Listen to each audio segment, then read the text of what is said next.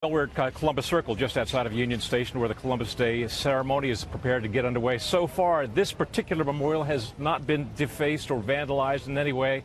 That is not the case in Chicago, Illinois, where over the weekend 30-year-old Kyle McKelway was arrested and charged with criminal damage for defacing a cast-iron statue of Christopher Columbus.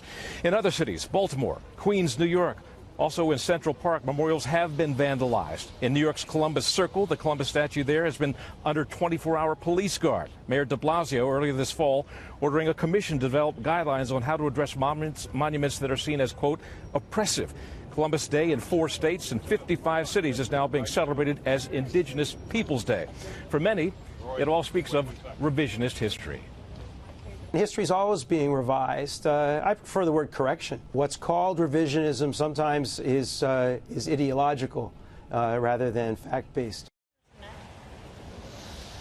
Yes, Connell says that Columbus was responsible for the enslavement of hundreds of people in Hispaniola, what is now Haiti and the Dominican Republic.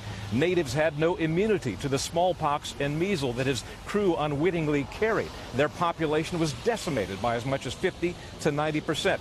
But revisionists tell only half the story. The indigenous people returned that unfortunate favor, infecting their European counterparts with an especially virulent form of syphilis.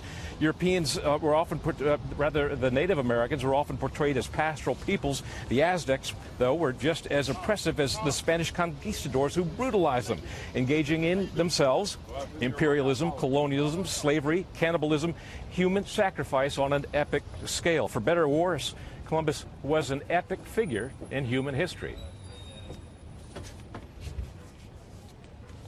That debate He continues. also brought back to Europe something you may not be aware of, which is potatoes. So ultimately, centuries later, Columbus may have been responsible for the potato famine, which led to a new migration to the United States. So much to look at today.